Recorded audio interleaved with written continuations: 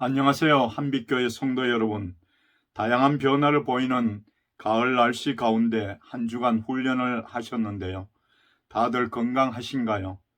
오늘은 마태복음 12장 46절부터 50절까지의 말씀을 읽고 누가 예수님의 가족입니까? 라는 제목으로 묵상하며 은혜 누리기를 원합니다. 제 성경으로 신약성경 20쪽입니다. 46절 말씀부터 읽겠습니다. 예수께서 무리에게 말씀하실 때에 그의 어머니와 동생들이 예수께 말하려고 밖에 섰더니 한 사람이 예수께 여짜오되 보소서 당신의 어머니와 동생들이 당신께 말하려고 밖에 서 있나이다 하니 말하던 사람에게 대답하여 이르시되 누가 내 어머니이며 내 동생들이냐 하시고 손을 내밀어 제자들을 가리켜 이르시되 나의 어머니와 나의 동생들을 보라. 누구든지 하늘에 계신 내 아버지의 뜻대로 하는 자가 내 형제요 자매요 어머니이니라 하시더라. 아멘. 삭막한 세상에 가족적이란 말처럼 정다운 것은 다시 없다. 타인들끼리지만 형이요 아우요 어머니요 아들이라면 그보다 더 따뜻하고 아름다운 일이 어디 있겠는가? 잘못이 있어도 서운한 일이 있어도 한 울타리 안에서 한 핏줄을 나눈 가족끼리는 모든 것이 애정의 이름으로 용서된다. 즐거운 일이 있으면 같이 즐기고 슬픈 일이 있으면 같이 슬픔을 나누는 것이 가족의 모럴이다. 이것은 한국의 대표적인 지성 이어령 교수의 저서 차 한 잔의 사상 중에 있는 글입니다. 또 이어령 교수는 가정이라고 하는 것은 동질의 핏줄로 상호관계가 맺어진 다른 사람들이 아버지, 어머니, 형, 형수, 제수, 오빠, 누이, 며느리, 사위, 사돈 등의 이름을 갖게 되며 한 가족의 성원이 되고 그 가족은 애정 또는 사랑이라는 이름 아래서 모든 가능성을 발휘하여 행복을 추구하는 것이라고 하였습니다. 그런데 이 시대의 가족들은 어떠합니까? 오늘 말씀은 예수님의 가족관을 보여주는 의미 깊은 말씀입니다. 46절에 보니 예수께서 말씀하실 때에 그의 어머니와 동생들이 예수께 말하려고 밖에 섰더니라고 합니다. 그런데 마가복음 3장 21절을 보면 예수의 친족들이 듣고 그를 붙들러 나오니 이는 그가 미쳤다 하밀러라고 했습니다. 결국 예수님의 친족들이 급히 와서 예수님을 만나기 원했던 것은 예수님에 대한 심상치 않은 소문 때문이었습니다. 곧 예수님이 귀신의 왕 바알세불을 힘입어 귀신을 쫓아내는 일을 하고 있다는 소식을 듣고 예수님을 붙잡아 데려가기 위함이었습니다.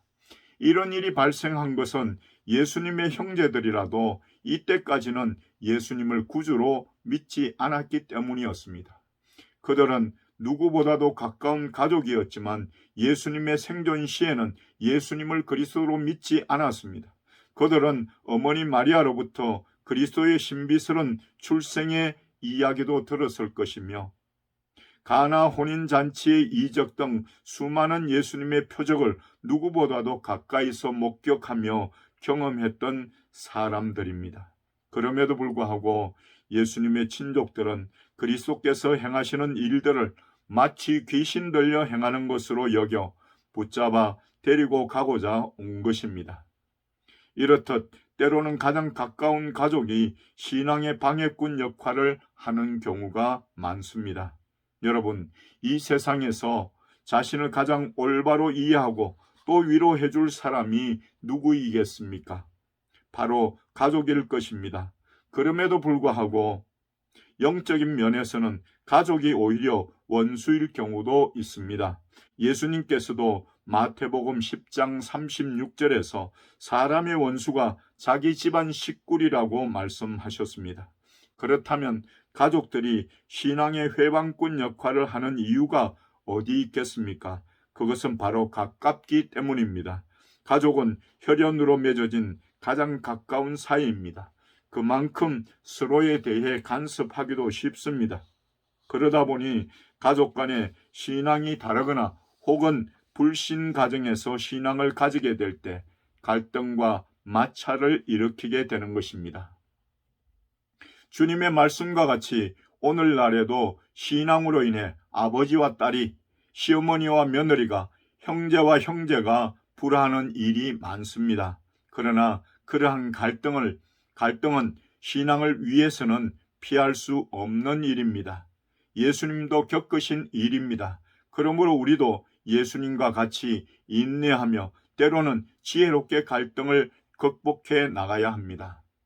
잠언 16장 7절 말씀에 사람의 행위가 여호와를 기쁘시게 하면 그 사람의 원수라도 그와 더불어 화목하게 하시느니라고 했습니다.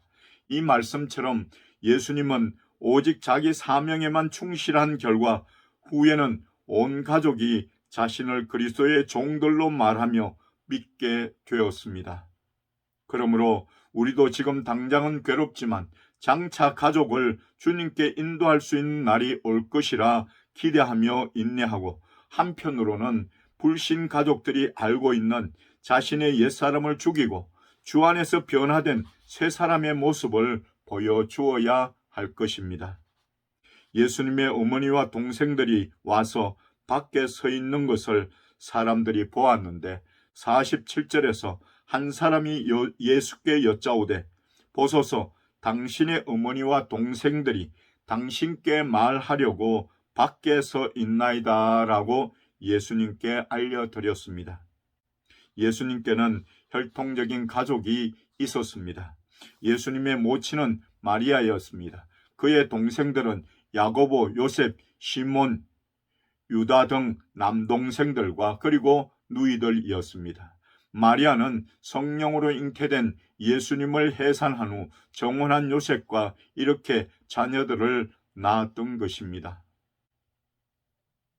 47절 하반절에 보소서 당신의 어머니와 동생들이 당신께 말하려고 밖에 서 있나이다 라는 말을 전해들은 예수님은 48절에서 누가 내 어머니이며 내 동생들이냐고 물으셨습니다. 이 말씀은 결코 예수님이 혈통적인 가족 관계를 인정하지 않거나 무시한 것은 아닙니다. 예수님은 가정과 가족을 귀히 여기셨습니다. 말씀의 예를 보면 예수님은 어려서 부모에게 순종하여 받드셨습니다. 누가복음 2장 57절에는 예수께서 한 가지로 내려가사 나사렛에 이르러 순종하여 받드시더라고 말씀합니다. 또 예수님은 제자들과 갈릴리 가나 혼인잔치에 청함을 받았는데 포도주가 떨어진지라 그의 어머니 마리아가 예수에게 이르되 저들에게 포도주가 없다 하니라는 요한복음 2장 3절의 말씀을 들었습니다. 결국 예수님이 물로 포도주를 만드는 첫 표적을 행하신 것을 요한복음 2장 11절에서 볼 수 있습니다. 그리고 예수님은 십자가상에서 죽어가는 그 고통스러운 최후의 순간에도 사랑하는 어머니를 제자 요한에게 부탁하셨습니다. 요한복음 19장 27절에 또 그 제자에게 이르시되 보라 내 어머니라 하신대 그때부터 그 제자가 자기 집에 모시니라고 말씀합니다. 그렇다면 누가 예수 그리스도의 가족이 될 수 있겠습니까? 예수님께서는 49절과 50절에 손을 내밀어 제자들을 가리켜 이르시되 나의 어머니와 나의 동생들을 보라. 누구든지 하늘에 계신 내 아버지의 뜻대로 하는 자가 내 형제요 자매요 어머니이니라 하시더라고 말씀하십니다. 이는 예수님께서 진정한 예수님의 가족들이 누구인지를 가르쳐 주신 말씀입니다. 그렇다면 과연 어떤 사람이 예수님의 가족이 될 수 있습니까? 첫 번째로 누구든지 될 수 있습니다. 세상에는 왕후장상의 씨가 따로 없다는 말이 있습니다. 왕이나 제후, 장수나 재상의 씨가 따로 있는 것이 아니라 누구든지 노력하면 될 수 있다는 말입니다. 그런데 예수님의 가족이 될 수 있는 조건은 50절에서 누구든지라고 하였습니다. 유대인이나 헬라인이나 이방인이나 관계 없습니다. 남녀노소의 관계가 없습니다. 빈부 귀천의 관계가 없습니다. 시대나 지역의 관계가 없습니다. 지식의 유무의 관계가 없습니다. 인종과 피부 색깔의 관계가 없습니다. 누구든지입니다. 로마서 10장 13절에서는 누구든지 주의 이름을 부르는 자는 구원을 받으리라고 말씀합니다. 이 말씀은 누구든지 예수 그리스도를 믿는 자는 구원을 받고 예수님의 가족이 될 수 있다는 말씀입니다. 사랑하는 한빛교회 성도 여러분, 그렇습니다. 누구든지 예수 그리스도를 구주로 믿는 사람들은 예수님의 가족입니다. 그러므로 믿음으로 분명한 자긍심을 가지는 여러분들 다 되시기를 간절히 바랍니다. 두 번째로, 하늘에 계신 하나님의 뜻대로 하는 자입니다. 50절에 누구든지 하늘에 계신 내 아버지의 뜻대로 하는 자가 내 형제요, 자매요, 어머니이니라 하시더라고 말씀하십니다.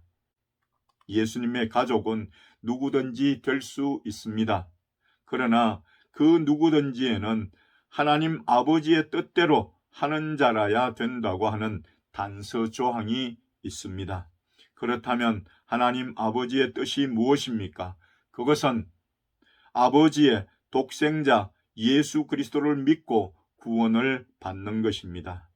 요한복음 6장 40절에서는 내 아버지의 뜻은 아들을 보고 믿는 자마다 영생을 얻는 이것이니 마지막 날에 내가 이를 다시 살리리라 하시니라고 했습니다. 그리고 로마서 8장 14절과 15절에 무릇 하나님의 영으로 인도함을 받는 사람은 곧 하나님의 아들이라 너희는 다시 무서워하는 종의 영을 받지 아니하고 양자의 영을 받았으므로 우리가 아빠, 아버지라고 부르짖느라고 말씀하시며 우리가 하나님의 자녀인 것을 성령이 증언한다고 하십니다. 하나님의 자녀는 성령께서 거듭나게 하심으로 하나님의 자녀가 된 자들을 말합니다. 그는 양자의 영을 받은 사람입니다. 그 양자의 영을 받은 사람은 하나님을 아버지라 부르게 됩니다.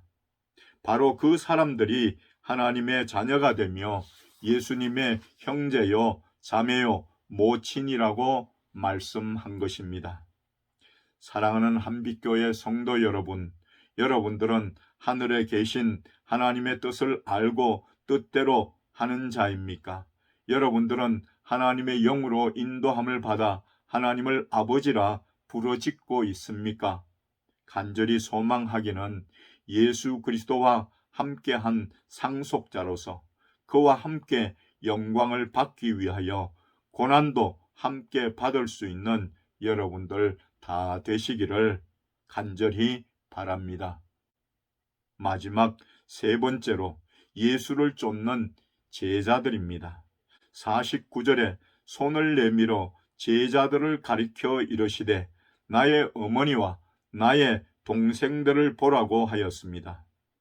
예수님의 제자들이 누구입니까? 그들은 예수님을 쫓는 자들입니다.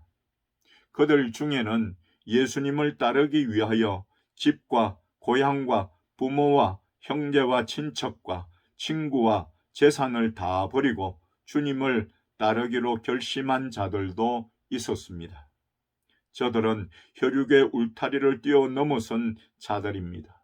그들은 예수님을 따르되 자신의 십자가를 지고 따르는 사람들이었습니다. 마태복음 16장 24절에는 이에 예수께서 제자들에게 이르시되 누구든지 나를 따라오려거든 자기를 부인하고 자기 십자가를 지고 나를 따를 것이니라고 하십니다. 우리는 예수님을 믿고 따르는 사람들입니다. 그렇다면 여러분은 그리스도를 어떻게 따르고 있습니까? 그리스도를 따르되 영광의 자리만 따르려고 하십니까? 아니면 골고다 언덕까지 따라갈 각오가 되어 있습니까? 예수님은 가족의 조건으로 자기 십자가를 지고 주님을 쫓아야 한다고 말씀하셨습니다. 성도 여러분, 진정한 가족은 동고동락을 같이 하는 것입니다. 예수 그리스도의 가족이 된다는 의미는 예수님의 영광뿐 아니라 주님의 고난에도 적극 동참한다는 의미임을 잊지 마시기 바랍니다. 그렇다면 여러분은 예수님을 위하여 희생하고 손해볼 각오가 되어 있는 진정한 주님의 제자라고 할 수 있습니까? 예수님의 가족이 되는 것보다 금생과 내생에서 영광스러운 일은 없습니다. 그것은 우리가 만왕의 왕 되시는 하나님의 자녀가 되고 만주의 주가 되시는 예수님의 가족이 되는 것이기 때문입니다. 에베소서 2장 19절에서 그러므로 이제부터 너희는 외인도 아니요 나그네도 아니요 오직 성도들과 동일한 시민이요 하나님의 권속이라고 했습니다. 하나님의 권속이란 하나님의 가족이란 뜻입니다. 성도 여러분, 여러분들은 예수님을 따르는 제자들로서 자기 십자가를 지고 예수님을 따라가며 주님과 고난도 함께하는 성도가 되시기를 바랍니다. 사랑하는 한빛교회 성도 여러분, 오늘 여러분들에게 가족이란 어떤 의미를 가집니까? 오늘 우리는 말씀을 통해서 예수님의 가족이란 의미를 살펴보았고, 어떻게 하면 예수님의 가족이 될 수 있는지도 살펴보았습니다. 예수 그리스도를 구주로 믿으면 누구든지 예수님의 가족입니다. 또 하늘에 계신 하나님의 뜻대로 하는 자가 예수님의 가족입니다. 그리고 예수 그리스도를 쫓는 제자들이 예수님의 가족입니다.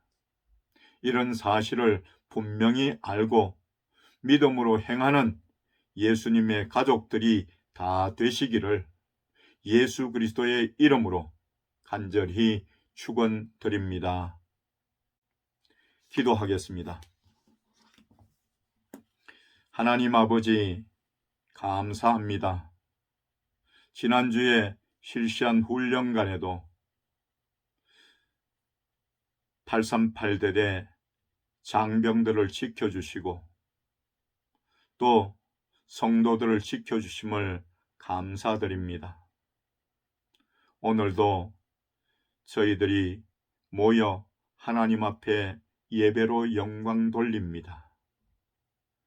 이 시간 전심으로 하나님을 예배하며 오늘 말씀을 통해 우리에게 가르쳐 주신 예수님의 가족의 의미를 바로 알고